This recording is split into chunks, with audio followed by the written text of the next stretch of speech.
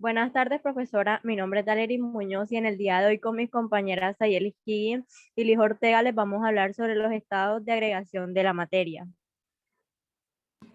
Yo les voy a hablar sobre qué es esto de los estados de la materia.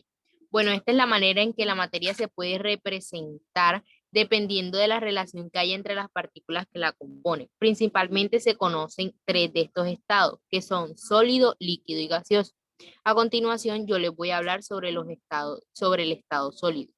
Los cuerpos sólidos son resistentes a la fragmentación. La materia en estado sólido presenta sus partículas muy unidas por fuerzas de atracción de gran intensidad. Es decir, que las partículas están muy próximas unas a la otra y vibran con lentitud. Se comportan como un cuerpo único, con gran cohesión, mayor densidad que otros estados y una forma constante. Los cuerpos sólidos son resistentes a la fragmentación y están dotados de memoria. Estos tienden a permanecer siempre iguales a sí mismos. Los sólidos tienen baja o nula fluidez porque conservan su forma ante todo. En general no pueden comprimirse ya que sus partículas están lo más juntas posible. Cuando se rompen o se fragmentan, se obtienen nuevos objetos sólidos de menor tamaño. ¿A qué hace referencia esto? Que las partículas de los sólidos, al permanecer tan unidas, no permiten moverse, lo que hace que la forma de ese sólido sea así, robusta o que no se mueva, pero que todas estén unidas. Ahora les voy a hablar sobre los tipos de sólidos.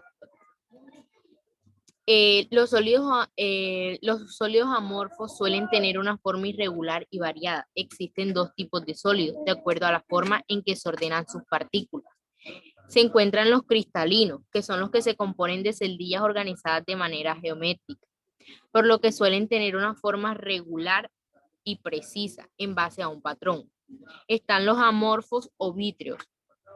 Como sus partículas no se juntan en una estructura ordenada o en un patrón determinado, su forma suele ser irregular y variada conforme a las condiciones en que se produjeron.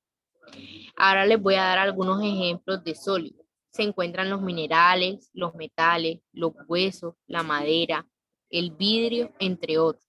A continuación, mi compañera Liz Ortega les va a hablar sobre el estado líquido. Bueno, ahora yo les voy a hablar sobre el estado líquido. Se llama estado líquido o simplemente líquido a un estado de la materia que se considera intermedio entre el estado sólido y el gaseoso, ya que sus partículas se encuentran lo bastante juntas para conservar una cohesión mínima, a la vez lo suficientemente dispersas para permitir la fluidez y el cambio de forma.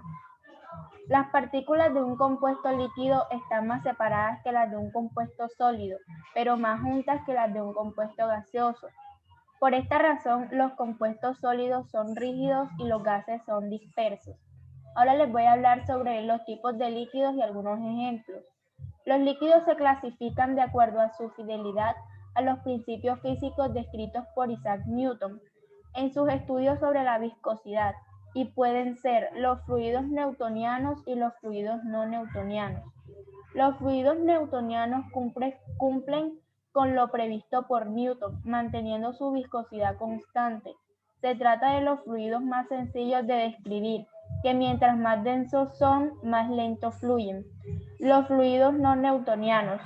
Se tratan de un tipo de especie de fluidos que no cumplen con las ecuaciones de Newton, pues su viscosidad u oposición al flujo depende de factores externos, de la fuerza que se les aplique, por lo que tienen solo una viscosidad aparente. Estos fluidos se obtienen casi siempre artificialmente. Algunos ejemplos de los líquidos son el agua, el mercurio, la sangre, el café, el alcohol y la brea. A continuación, mi compañera Dalery. Bueno, a continuación yo les voy a hablar sobre el estado gaseoso.